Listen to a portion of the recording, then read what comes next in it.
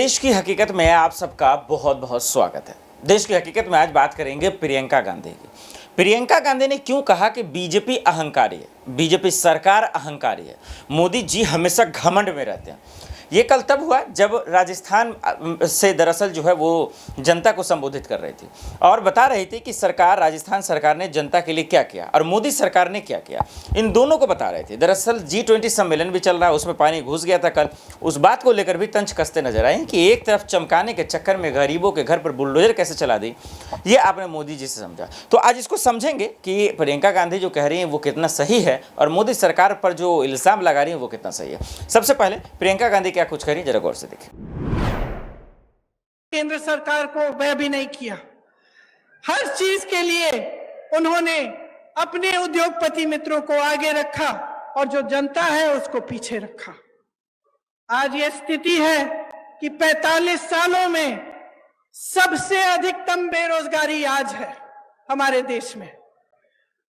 जब आपके सामने चुनाव के लिए वोट मांगने आते हैं तो बड़ी बड़ी बातें करते हैं और अक्सर बीच में धर्म को ले आते हैं, जाति को ले आते हैं, अलग अलग बातों को ले आते हैं जिससे आपके जज्बात जुड़े हुए हैं। लेकिन बहनों और भाइयों, एक बात को पूरी तरह से आप समझ लीजिए, ये चुनाव किसी दो राजनीतिक पार्टियों के दौड़ में कौन प्रथम आएगा उसका चुनाव नहीं है। ये चुनाव आपके भविष्य का चुनाव है। इसमें सबसे बड़ा सवाल ये है कि आपका हक आपको कौन देने के लिए तैयार है। और मैं दावे के साथ कह सकती हूं कि भाजपा ने 8 सालों में जो सरकार चलाई है इस देश में, उसने आपके हक को बार बार खत्म किया है। जिन बड़े बड़े उद्योगों से आपको रोजगार मिलता था उन्हें चुपचाप से एक के बाद एक अपने बड़े बड़े उद्योगपति मित्रों को सौंप दिया। आपके पेंशन कटवा दिए, आपकी सेना में भर्ती होने के चांस खत्म कर दिए, अग्निवीर ले आए, महंगाई बढ़ा दी और खुद इतने बड़े काफिलों में चल रहे हैं। रोज रोज आप टीवी चलाते हैं, आपको दिखता है रोज रोज, खास तौर से आजकल। आज सुबह तो मैंने देखा कि इनके G20 जब हो रहा था तो बारिश आई और सारा जितना भी वो जहां पे वो G20 की मीटिंग रख रहे हैं उसमें सारा पानी फैल गया है। मेरे मन में एक बात आई कि शायद जो हमारे देशवासी डर के मारे कह नहीं पा रहे हैं, भगवान ने कह दिया कि अपना अहंकार कम करो, अपना अहंकार कम करो। इस देश ने तुम्हें बनाया है, इस देश ने नेता बनाया है, इस देश को आगे रखो, इस देश की जनता को सर्वोपरि बनाओ। जब ये अपने धनवान मित्रों को सरकार की सारी कंपनियां सौंप देते हैं तो नुकसान कौन उठाता है? जब ये बड़े बड़े खर्चे करते हैं तो नुकसान कौन उठाता है? सबसे ज्यादा नुकसान मेरी बहनें उठाती हैं, क्योंकि जो पैसे आपकी भलाई के लिए आपके पास आने चाहिए वो नहीं आते। आपने देखा होगा कि राजस्थान की सरकार ने आपके लिए कितनी स्कीम निकाली है। पुराना पेंशन आज आपको राजस्थान में मिल रहा है, तो इसका मतलब है कि ये मुमकिन है ना, ये मुमकिन है इसलिए हो रहा है। आज जितनी भी स्कीमें हैं जिनके बारे में मुख्यमंत्री जी ने आपको बताया, जिनके बारे में यहाँ पे सारे बोर्ड लगे हुए हैं, कि चाहे वो इंदिरा रसोई हो जिसमें आपको 8 रुपए में पूरी थाली मिल रही है खाने की, चाहे वो चिरंजीवी योजना हो जिससे आपका इलाज मुफ्त में हो रहा है, चाहे महिलाओं के लिए मोबाइल का स्कीम हो जिससे नौजवान महिलाओं के लिए खास तौर से अच्छा है क्योंकि आप इस पर पढ़ाई कर सकते हैं, सब जानकारियां आपको इस पर मिल सकती हैं और आपकी सुरक्षा के लिए भी अच्छा है कि कभी आप ऐसी स्थिति में हो तो आप घर फोन कर सकते हैं, किसी को बुला सकते हैं। तो ये सब स्कीमें कैसे हो रही हैं राजस्थान सरकार द्वारा?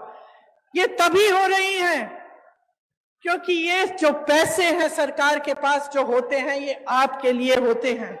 जिस सरकार की नीयत सही होती है वो इस संपत्ति को आपकी भलाई के लिए खर्चती है। और एक ऐसी ही सरकार आज राजस्थान में कांग्रेस की सरकार, अशोक गहलोत जी की सरकार है।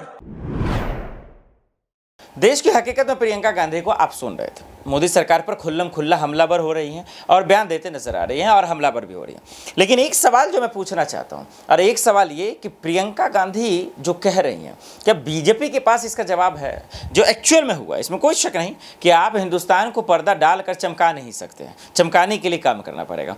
इसलिए एक और प्रियंका गांधी उसके बाद और मुंह तोड़ जवाब देती हैं और मोदी सरकार का पोल खोलते नजर आते हैं। नौजवान ट्रेनिंग करेगा, काम करेगा, लेकिन 4 साल बाद वापस घर आ जाएगा। उसका जो भविष्य है वो बर्बाद कर दिया। नौकरियां बनाने का काम करना चाहिए था केंद्र सरकार को, वह भी नहीं किया। हर चीज के लिए उन्होंने अपने उद्योगपति मित्रों को आगे रखा और जो जनता है उसको पीछे रखा। आज ये स्थिति है कि 45 सालों में सबसे अधिकतम बेरोजगारी आज है हमारे देश में। जब आपके सामने चुनाव के लिए वोट मांगने आते हैं तो बड़ी बड़ी बातें करते हैं और अक्सर बीच में धर्म को ले आते हैं, जाति को ले आते हैं, अलग अलग बातों को ले आते हैं जिससे आपके जज्बात जुड़े हुए हैं। लेकिन बहनों और भाइयों, एक बात को पूरी तरह से आप समझ लीजिए, ये चुनाव किसी 2 राजनीतिक पार्टियों के दौड़ में कौन प्रथम आएगा उसका चुनाव नहीं है। ये चुनाव आपके भविष्य का चुनाव है। इसमें सबसे बड़ा सवाल ये है कि आपका हक आपको कौन देने के लिए तैयार है। और मैं दावे के साथ कह सकती हूं कि भाजपा ने 8 सालों में जो सरकार चलाई है इस देश में, उसने आपके हक को बार बार खत्म किया है।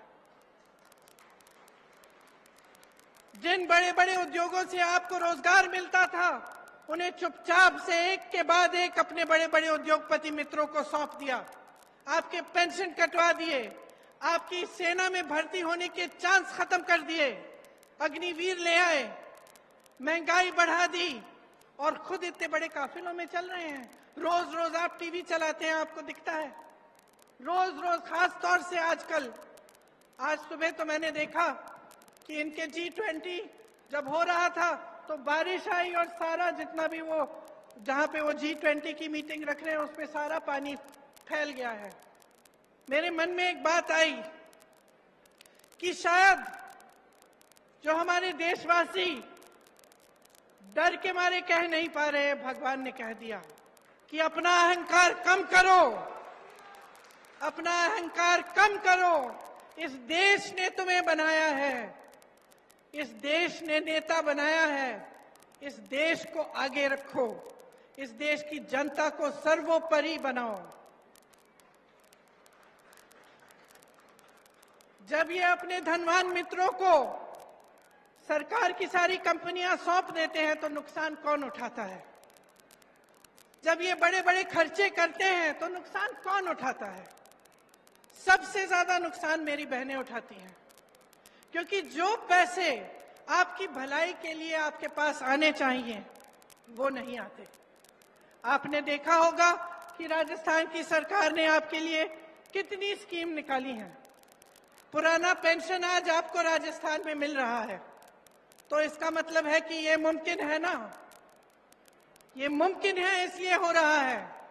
आज जितनी भी स्कीमें हैं जिनके बारे में मुख्यमंत्री जी ने आपको बताया, जिनके बारे में यहाँ पे सारे बोर्ड लगे हुए हैं, कि चाहे वो इंदिरा रसोई हो जिसमें आपको 8 रुपए में पूरी थाली मिल रही है खाने की, चाहे वो चिरंजीवी योजना हो जिससे आपका इलाज मुफ्त में हो रहा है, चाहे महिलाओं के लिए मोबाइल का स्कीम हो जिससे नौजवान महिलाओं के लिए खास तौर से अच्छा है क्योंकि आप इस पर पढ़ाई कर सकते हैं, सब जानकारियां आपको इस पर मिल सकती हैं। और आपकी सुरक्षा के लिए भी अच्छा है कि कभी आप ऐसी स्थिति में हो तो आप घर फोन कर सकते हैं, किसी को बुला सकते हैं। तो ये सब स्कीमें कैसे हो रही हैं राजस्थान सरकार द्वारा? ये तभी हो रही हैं क्योंकि ये जो पैसे हैं सरकार के पास जो होते हैं ये आपके लिए होते हैं। जिस सरकार की नीयत सही होती है वो इस संपत्ति को आपकी भलाई के लिए खर्चती है, और एक ऐसी ही सरकार आज राजस्थान में कांग्रेस की सरकार, अशोक गहलोत जी की सरकार है।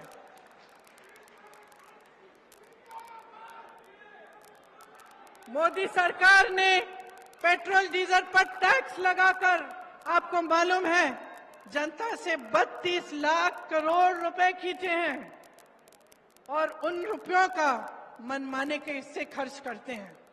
ऐसे बड़ी बड़ी महफिलों में, अपनी बड़ी बड़ी कारवाओं में। देश की हकीकत में आप प्रियंका गांधी को सुन रहे थे। दोनों बयानों को सुनने के बाद एक चीज समझ में आ गया कि कांग्रेस की सरकार राजस्थान में क्या कर रही है और देश में बीजेपी की सरकार क्या कर रही है। बहरहाल इस पर अब तक कोई रिएक्शन नहीं आया बीजेपी का। अब आने के बाद ही समझ में आएगा कि प्रियंका गांधी के इल्ज़ामों की हकीकत क्या है। लेकिन एक हकीकत तो मैं समझ पा रहा हूँ कि जिस तरीके से G20 के चक्कर में या फिर देश में जो गरीबों का हाल है, जो युवाओं का हाल है, उससे तो परहेज नहीं है। भले ही सरकार कितना भी कागज पे लिख दे कि देश चमक रहा है, विश्वगुरु बन रहा है, लेकिन हकीकत ये है कि देश का बेरोजगार रो रहा है, मिडिल क्लास की कमर टूटी हुई है और आम लोग जो है पूरी तरीके से परेशान है। अब राजस्थान में इसका कितना फ़ायदा मिलेगा, सियासी कितना फ़ायदा मिलेगा, ये तो आने वाले वक्त में पता चलेगा।